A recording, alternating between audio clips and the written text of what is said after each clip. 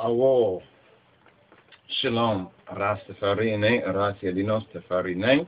This is Brother Wyndham Yadon, and we want to respond to a couple of comments, a couple of respondents to the part 2 of Rastafari and the True Light of Hanukkah. The part 2, which is concerning the initiation of the true etymology of the word Hanukkah, initiation, disciple, and illumination to kingly Christ. Now, the first response we have here from Justin P. 230, Justin P. 2030 or 230. And about, excuse me, 17 hours ago, he asked, he says, do the black Jews recognize Rastafari? Question. I am interested in linking with those Hebrews in Harlem or here in PGH. We have a little question about PGH, perhaps we're missing it, but if you can illuminate on that one right there, to learn these Hebrew customs and culture laws. If you can, Ras Iodonis or Iadinos, what sources should I brethren look to? Give thanks for the Ras Tafar. Well, give thanks, Justin P. 230, and our response from Ethiopian World Net about 33 or so minutes ago was the former foundational generation of black Hebrews say from the 1900s recognize Ethiopia or Imperial Ethiopia both in the Bible and historical prophecy. During the 1930s, the black Jews in America and Hebrew blacks did establish active links and contacts with Imperial and Davidic Ethiopia. But the Anglo-Americans and others sought to distract or perhaps redirect the attention and subsequently divide and conquer this relationship between Ethiopian Hebrews or the black Jews of Harlem per se, in the West, and Ethiopia with the so-called civil rights movement, where we began to think about the so-called civil rights movement instead of Exodus, instead of the real Exodus movement. And we see some very important historical links, groundations, and foundations of that. Now, you asked about certain sources. Now, we know that a lot of the black Jews, and this is very interesting, and we're actually doing some investigation into it because we were able to come across one particular old-timer, a brethren of a roommate, housemate of another brethren who we met recently, who actually back in the 60s and 70s, when a lot of these movements were, in a sense, going through the whole 60s. 60s was a very interesting period of time. We talked about time, quote, unquote, and the 60s, because something happened then. In other words, we already won. Actually, we already won from then. But somehow there's a lot of these what they call these kind of shows on TV like Fringe and some of these shows that put up a kind of speculative, suppose they found some way to alter time, so forth and so on. And a lot of those things are not just speculative. And we have a couple of other time documentaries or lectures on time and concerning the inversion of time, or something has gone on with time. It seems as though we're in some twilight zone concerning time. But back in the 60s, there was a lot of activity in the 60s. In fact, there's the Iron Mountain. If you can get the Iron Mountain DVD, I think it's the Jordan Maxwell DVD, I think so. And there's a portion in there concerning Kennedy. And when some of the rulers of the world, they was like, we're at a point in time where we're about to enter into a new age of peace. If we enter into this new age of peace, even though it doesn't note His Majesty, you have to note His Majesty connected with the words and the testimony of President John F. Kennedy right there. Now, we point to the 60s because a lot of shifts was going on. In fact, it comes up to like 67, and they say 1960 7 and going into 68. 68 was the year that changed, when the world changed. There's some documentaries out there. I think History Channel talk about it as well. And now when you look at what's going on in the world, it's like we're back to those days again. It's almost like we've returned to that point as well. But concerning the black Jews, many of the black Jews, especially some of the younger generation of black Jews, I call it the younger brethren, I've said somewhat derisively, I say Project Jews, but that's only saying that we've come from a situation of great sufferation in the ghettos, just like the OJs, the other Jews. And there was a lot of breakdown in some of the movements, for example, from Rabbi Wentworth Arthur Matthews, who we note in the Gospel of Him, Book 1, the Gospel of Him. Near towards the end of that first volume, we note some of the foundational black Hebrew and Ethiopian. They were black Hebrews, black Jews, but they were Ethiopianists in their focus because the data, the historical data, was available. So if we would ask ourselves, what is the relationship or lack thereof today of the majority of black Jews or of certain black Jews and Ethiopia vis-a-vis HAILE SELASSIE? Part of that is due to the dissemblance and the infiltrators in the movement that sought to divide and conquer us, we here in the diaspora from Ethiopia. And this is why you find a lot of the younger or this generation, certain of this generation of black Hebrews, very antagonistic and dishonorable and insulting the dignity of His Imperial Majesty and trying to sever the links of black Jews or Hebrews in the Americas and the Caribbean from those at home. And then on the other end with the Beta Israel Ethiopia, or the black Jews of Ethiopia, also trying to separate them in a sense from us. So a lot of divide and conquer has been going on amongst the enemy. And some of the reference material, some of the sources, you asked for some of the sources that we would link. This is just a brief kind of an updated response to it, and to give more traction to this issue across the different networks, is The Black Jews of Harlem by Howard M. Broach. This particular book here that we had noted in previous videos.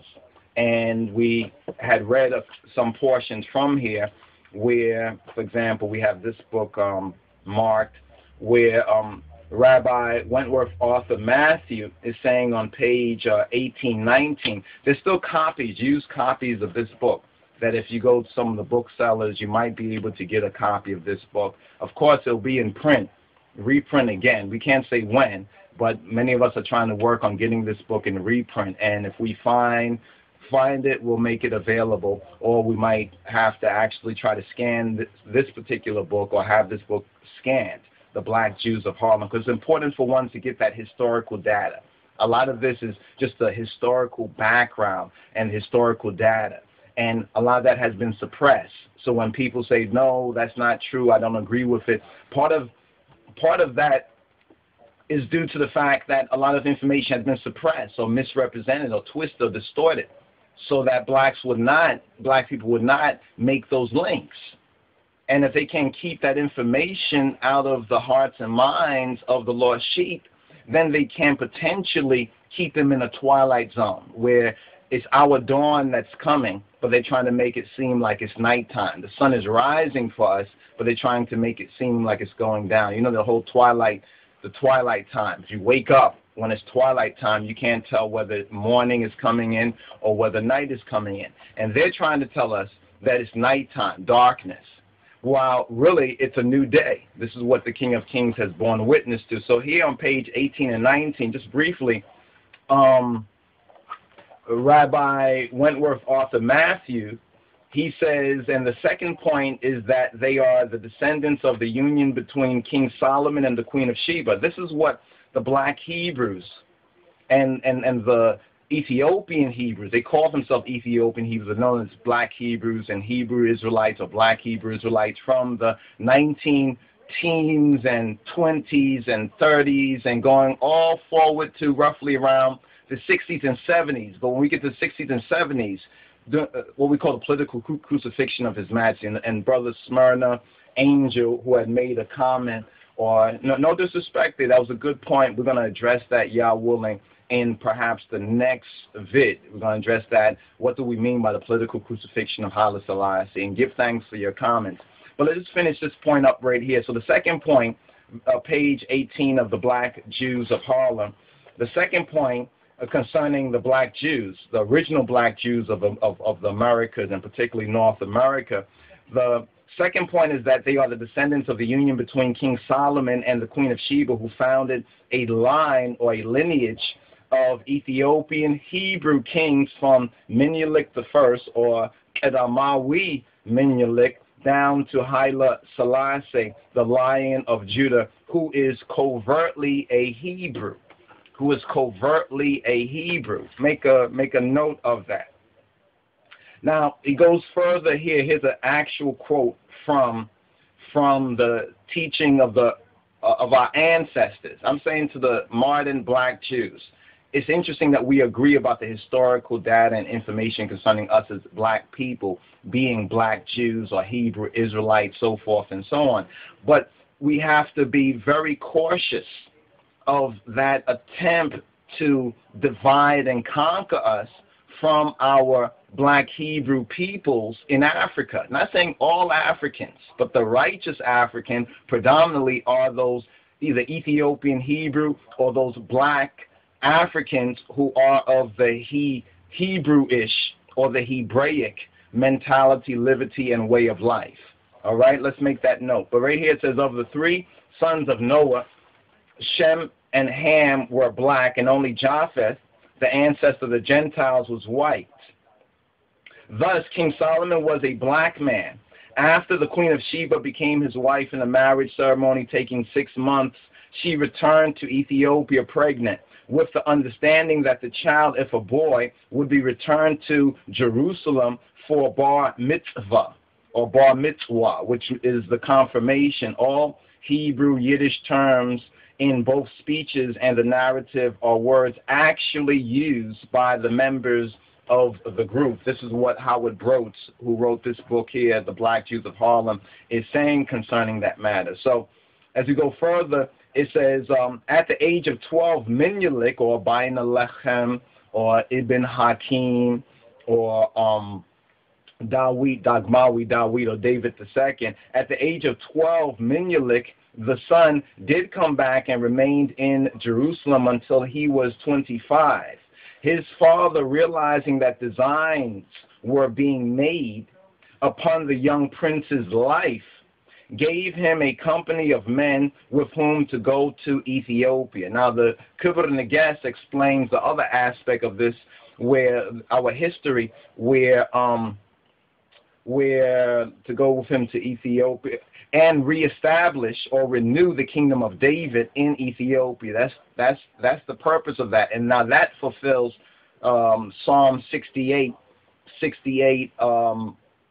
31, as well as other areas of the Psalms, in particular of the Psalm. Know what Christ said concerning the Psalms, where he says, in your law, it says, I said ye are gods. And that quote came from Psalm 82, and I think 82 and 7. But in Psalm 87, it also mentions Ethiopia. This man was born there. So let's make a note of that these things were already said from such a time, from Davidic time or thereabout. And now we're seeing in and through Haile Selassie and that righteous Ethiopia, we see that obvious link. And then it would explain all the persecutions and all the dissemblance and all the war and all the destruction and suppression of our story. This now explains all that we have been witnessing, why this information has not been readily available, but has been suppressed or dissembled, in other words. Now the priests, it says, who accompanied the young prince, they say deceived Solomon and carried away with them the original tables or tablets of the law instead of the copy which the king had prepared. Make a note of that. that there was a copy of the Ark and the tablets that was made during Solomonic times. So when we hear this talk about Ethiopia may sell the Ark of the Covenant, I said, which Ark? How do we know which one is which? And what's all this about? Because there's more than one Ark. In every church there's an Ark. And I'm sure that since the practice of making a copy of it comes from the Solomonic times, this was also carried on long time ago. So we really have to explore what is the Ark, what's the purpose of the Ark, and whether we ourselves must create an Ark for our church, you know what I'm saying, and understand the Ark technology. That's another series of teachings and lectures and videos there. But anyway, as we move forward, now after the Ark of the Covenant, the tables, the tablets, the silat of the Hig of the law of Torah, it says they are to be found this very day at Aksum. They are to be found this very day at Aksum. Menelik the first was the first king of Israel in Ethiopia, or the first confirmed Hebrew king in Ethiopia, from whom Haile Selassie, or Kedemawi Haile Selassie, the Lion of Judah, Moa Anbesa Za'ima Negeda Yehuda, traces his descent or lineage in an unbroken line of 613 kings. And it's interesting that it is the rabbi, the black Jew, Jewish or Hebrew, black Hebrew, Ethiopian Hebrew rabbi Wentworth Arthur Matthew that's making that link about 613. Now, I know some say, well, it's 225th king, 225th Christian king. Let's understand there were kings before that. So let's try to go over this 613 point. I think there's a Kabbalistic interesting point, because the 613 laws, commandments, statutes, and judgments is one of the reasons why our black rabbi, or Wentworth Arthur Matthews, put 613 there. But let's go forward. It says that Haile Selassie's connection with now it says the Coptic church, meaning the church of Egypt, before His Majesty brought the church out of Egypt, is due to, now he says, diplomatic pressure from Britain, which requested in 1896, after the Ethiopian-Italian War, that all kings coming to the Ethiopian throne be Coptic Christians. We have to understand the background of that particular point, because without all the proper data, an erroneous assumption can be assumed, and many assume that as though Britain has some control over Ethiopia. And some of the black Jews believe the lie that the Queen of England put Haile Selassie on the throne. And how interesting with the history is that Haile Selassie was emperor and already on the throne before Queen Elizabeth was even queen.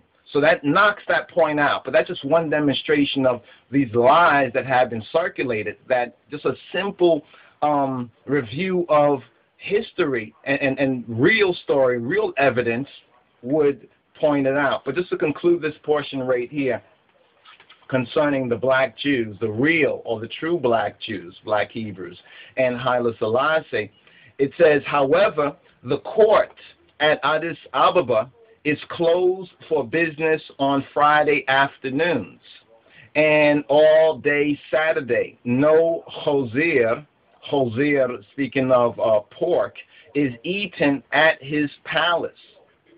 And he follows the falasha ritual, the falasha, the Beta Israel ritual. Haile Selassie is the present king of the house of Israel.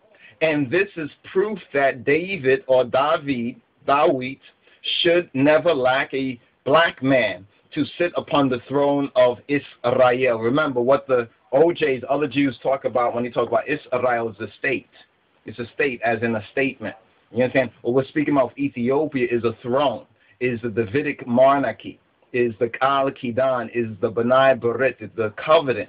When Mussolini overran the country, Haile Selassie stopped at Jerusalem to pray in Hebrew before proceeding to the League of Nations.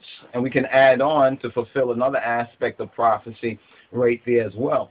Now, here's the last line that we're going to quote from this book, but this is significant. Please listen.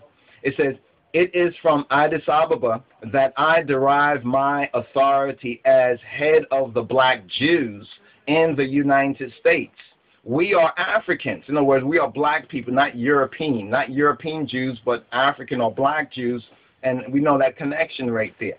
Or Ethiopian Hebrews. So the final point he makes here is that he derives his authority from Addis Ababa, from the King of Kings, as being the head of the black Jew or the black Hebrew community in the United States. And we are Africans or Ethiopian Hebrews. So when we talk about ourselves being Ethiopian Hebrews, it's not based on something that we're making up or saying today. This book was first printed in 1964.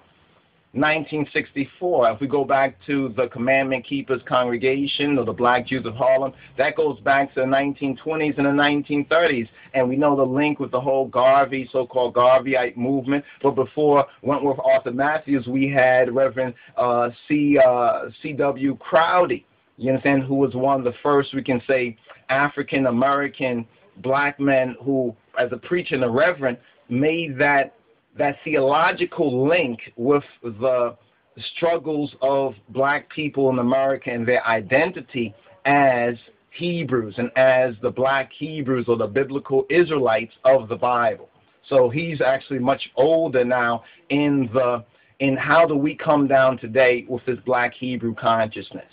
And some of the black Jews or the black Hebrews out there, like, you know, some of the younger, the more radical, or some people say the more fanatical ones out there, that part of the story has been suppressed or erased from their hearts and minds. And when we look back on this movement here, it's when other brothers in the Black Hebrew movement felt that Rabbi Wentworth Arthur Matthews wasn't radical enough, and we see what was going on in the 60s and the 70s. So they broke away. You understand? They broke away, and today we have some of the street corner Israelites or some of the brothers out there that are preaching and prophesying out there that actually come from that breakaway movement from the original connection. So when they disrespect or dishonor and say all indignities against His Majesty, HAILE SELASSIE, and cut that connection, we have to trace it back to the root. And this is the root right here. So we're dealing with the roots. Whether they accept it or reject it, it's up to them. The best that we can do is provide the information. Say, bro, who is your teacher or leader or whatnot? You could say it is Yahweh Shai, so forth.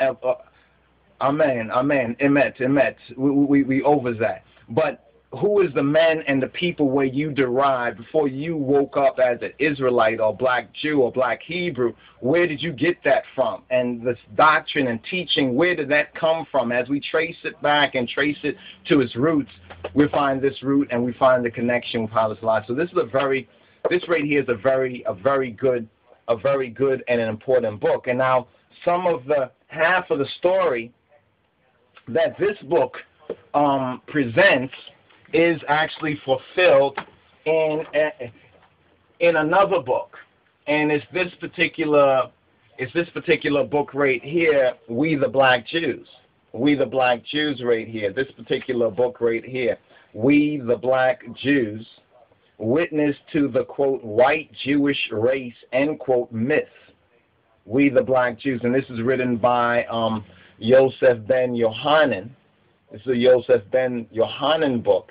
And because he's such an exhaustive compiler of data, he gives us a lot of data and information. Some of his opinions are arguable, you know, on some matters where he gives an opinion. But he gives us a lot of data and a lot of actual references that we can use as king's evidence. You know, as what we call the king's evidence, or some would say state's evidence, but as the king's evidence in us prosecuting our cause and prosecuting our case, so we can finally bring about judgment and true peace on the planet Earth and the restoration of the kingdom of the King of Kings and His Christ. So this is the next book that actually goes along with it. If you go to our website, I think we might have a free downloadable copy of this, or some other related books as well as this one right here when you speak about books from Babylon to Timbuktu. This is the next particular book as well, and then there's a companion book to this from Babylon to Timbuktu, which is Valley of the Dry Bones. Valley of the Dry Bones, and it's by Rudolph Windsor. This gives more the historical background from Babylon to Timbuktu, showing that our ancestors have been all over the place. You know what I'm saying? This happens to be the last place, North America and this North country, where Jeremiah prophecy now says that in times to come, we would come out of this North country.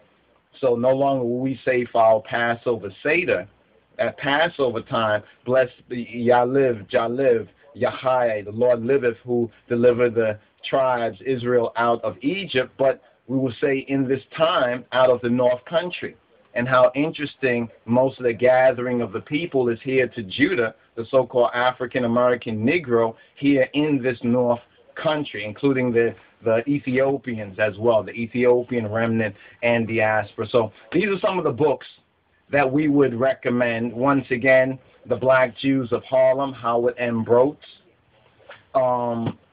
Yosef Ben Yohanan's We the Black Jews, From Babylon to Timbuktu by Rudolph R. Windsor, as well as the companion book to this, what we consider the companion book to this, which is Valley of the Dry Bones.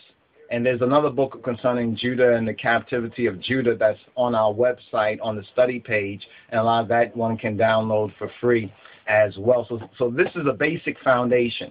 But if you can, the Black Jews of Harlem, if we put it together in an order, like a class study order, this will be the foundation right here. And then after the Black Jews of Harlem, We the Black Jews, right there. Historically speaking, from Babylon to Timbuktu, if you want to now go before We the Black Jews and the manifestation of that movement to our history, then you would get to from Babylon to Timbuktu.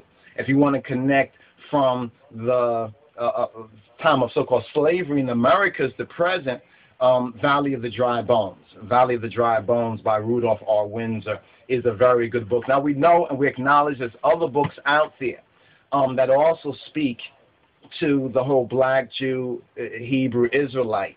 But if you want to talk about the books that we actually have studied from and find to be most accurate in prosecuting our case and the King's evidence, speaking about the King's evidence, these are some of the books that we would suggest. So stay tuned. Give thanks, Justin P. 2:30 for your questions. And once again, to the brothers and the sisters, Shalom Ras Teferi. Wendem Yad in name.